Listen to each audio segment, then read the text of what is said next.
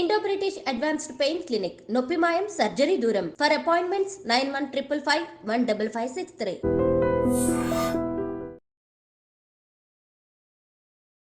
Sir Vikarabad అయిన తర్వాత మీరు మీ ప్రమోషన్ ఏ విధంగా వచ్చింది? వికారాబాద్లో నేను అప్పుడు దళాల్లో పనిచేస్తున్నప్పుడు యాక్చువల్గా నేను రైతాంగ పోరాటాలు చేస్తున్నాం. అక్కడ భూస్వాములు అయితే లేరు.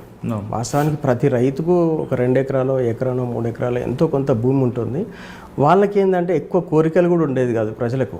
హైదరాబాద్కు చాలా దగ్గరగా ఉన్నా కూడా వాళ్ళు పెద్దగా మాకు అది కావాలి ఇది కావాలని ఆశలు కూడా ఉండే కదా. అప్పుడు మేమే గుర్తించి ఈ వడ్డీ వ్యాపారుల సమస్య తీవ్రంగా ఉందని దానికోసం పనిచేసాం తప్ప ఇంకా వేరే దేనికోసం పనిచేయలేదు. అప్పుడు మద్దెర్ల శంకర్ అని మా కమాండర్ ఉండేవాడు. అఫ్కోర్స్ అతనిది కూడా మా ఊరే, మా కేసముద్రమే అతనిది. ఆయనే కూడా అక్కడ అంటే హైదరాబాద్కు దగ్గరగా ఉంటుంది కాబట్టి ఇక్కడ ప్రజా ఉద్యమం చేపడితే సిటీ ఉద్యమానికి ఇది సపోర్ట్గా ఉంటుందని అక్కడ దళాల్ని ఎస్టాబ్లిష్ చేయడం జరిగింది యాక్చువల్గా. కానీ అక్కడ ఏదో చైతన్యం తీసుకొచ్చి ఈ విప్లవానికి ఇది ఒక బేస్ ఏరియాగా ఉంటుందన్న ఉద్దేశం ఏం లేదు. సిటీ ఉద్యమాన్ని కాపాడుకోవడం కోసము గ్రామీణ ప్రాంతం యొక్క ఉద్యమం అవసరము కాబట్టి అందులో భాగంగానే ఇటు మెదక్, దుబ్బాక ఏరియాలు అన్నీ కూడా కవర్ చేశారు. ఇటు వికారాబాద్ ఏరియా కూడా కవర్ చేస్తే రౌండప్గా సిటీ చుట్టూ గ్రామీణ ప్రాంత ఉద్యమం ఉంటుందని అనుకున్నారు అన్నట్టు. అందులో పాటుగానే మేము అక్కడికి వెళ్ళాము. అయితే అక్కడికి వెళ్ళిన తర్వాత దళాలలో కూడా వెపన్స్ ఇవన్నీ ఉన్నాయి. అయితే నేను ఇంజనీర్ని కావాలన్న కోరిక నాకు బలంగా ఉంది కదా. ఆడ వెళ్ళిన తర్వాత ఫస్ట్ మా దళం దగ్గర ఒక 2 వెపన్స్ ఉండేవి. 2 వెపన్స్తోనే 6 మంది తిరిగేవాళ్ళు. ఈ క్రమంలో ఏమైందంటే కొన్ని కొత్త వెపన్స్ వచ్చినాయి మా దగ్గరికి. ఆ కొత్త వెపన్స్ ఒక 10-12 పంపించారు. మేముంది ఒక 6-7 మెంబర్సే ఉన్నాం మేము. వాటిని విడివిడి భాగాలుగా వచ్చినాయి, అవి ప్యాక్ చేసి వచ్చేసినాయి. అది అసెంబ్లింగ్ చేయడం కూడా మాకు ఎవరికి తెలియదు. మా కమాండర్కు తెలియదు, అందులో దళ సభ్యులకు ఎవరికి తెలియదు, మాకెవరికి తెలియదు.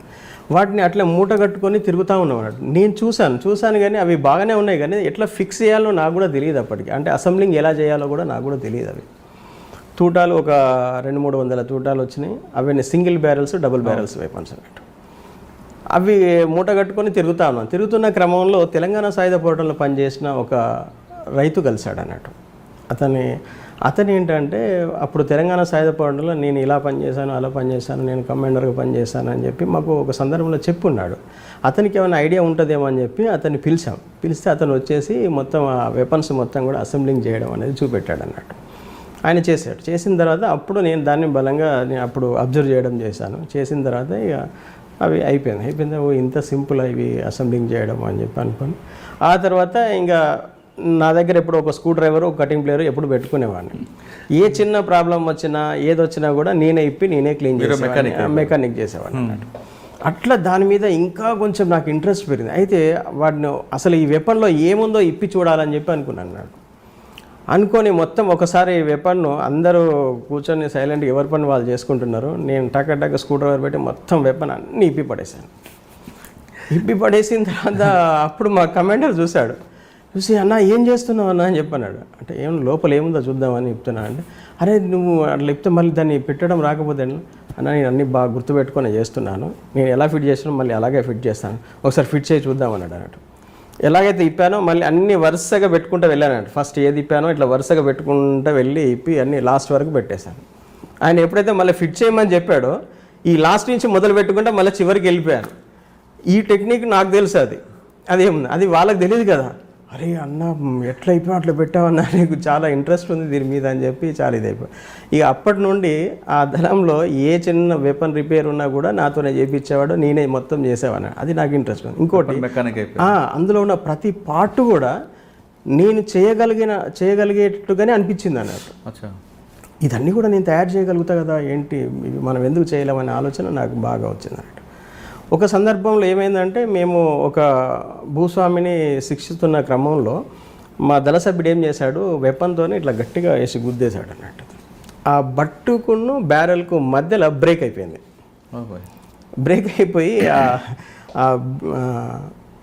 ఆ టైల్ అని ఉంటుంది అన్నట్టు, బాడీకును చెక్కకు ఫిట్ చేసే టైల్ ఉంటుంది అన్నట్టు. అది మొత్తం బ్రేక్ అయ్యి ఇరిగిపోయింది అన్నట్టు. ఇరిగిపోతే దాన్ని ఏం చేయాలి, ఎలా చేయాలి అన్న, నీకెందుకన్నా నేను ఇప్పుడు చేయించుకొని వస్తానని చెప్పి అన్నట్టు.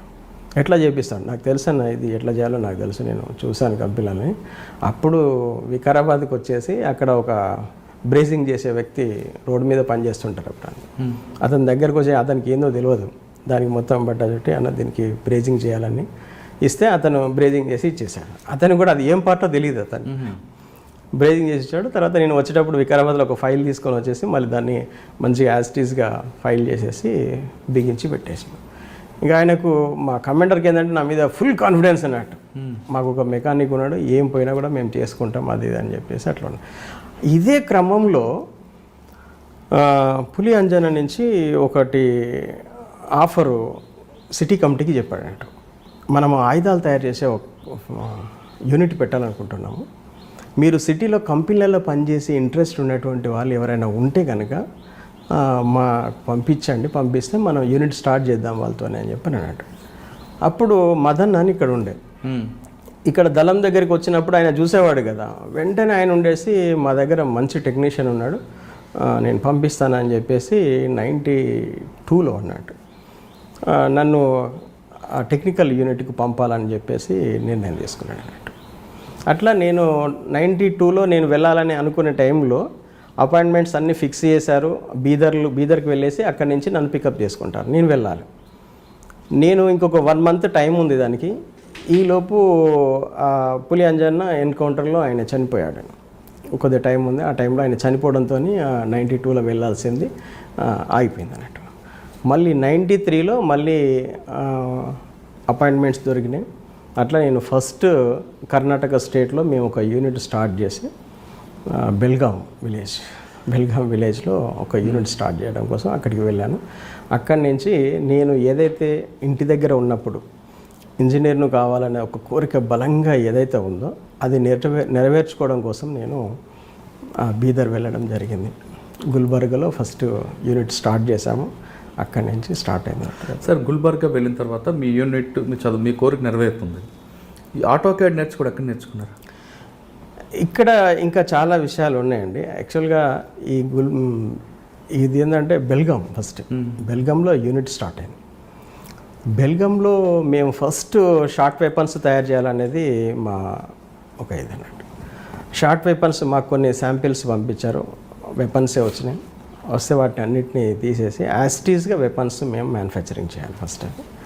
అట్లా కొన్ని బెల్గాంలో ఒక 10-15 షార్ట్ వెపన్స్ రెడీ చేసాం. దాంట్లో నాతో పాటు ఇంకొక అతను ఉండేవాడు, నేను ఆయన ఇద్దరం కలిసి మేము ఒక 10 వెపన్స్ తయారు చేసాం. తర్వాత కొన్ని మ్యాగజిన్స్ డెవలప్ చేయాలని అన్నాడు.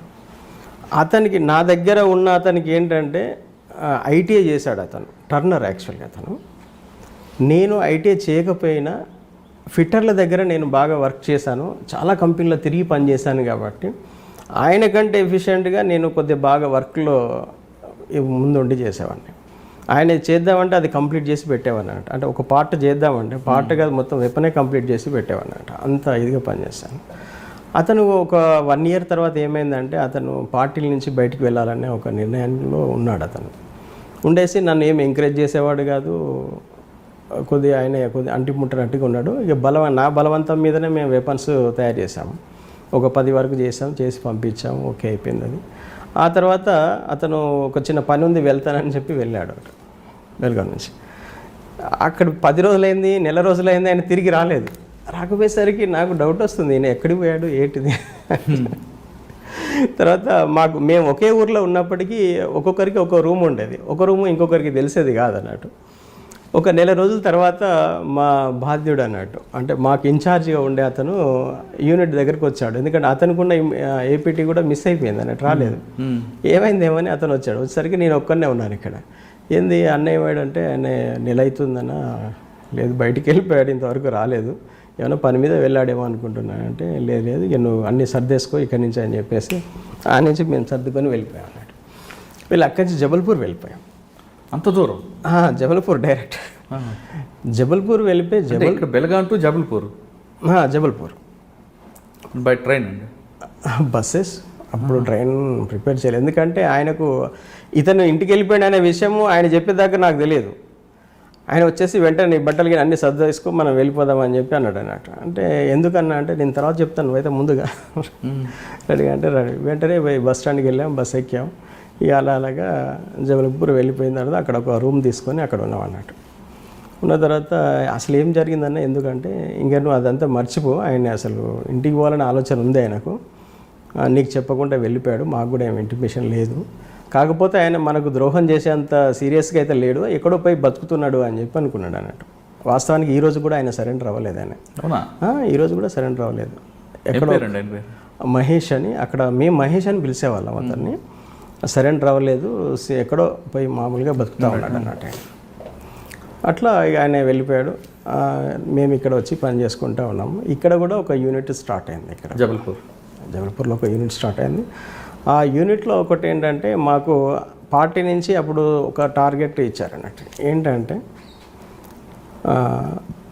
వెపన్ ఇక్కడ తయారు చేసి లోపల అసెంబ్లింగ్ చేయాలి, అట్లా డిజైన్ చేయాలని చెప్పి అన్నారు అన్నట్టు. అది అసలు ఇక్కడ తయారు చేసి అక్కడ ఎట్లా అసెంబ్లింగ్ చేస్తాము, ఆడ మిషనరీస్ ఇవన్నీ ఉండవు కదా, అదొక పెద్ద టాస్క్ అన్నట్టు.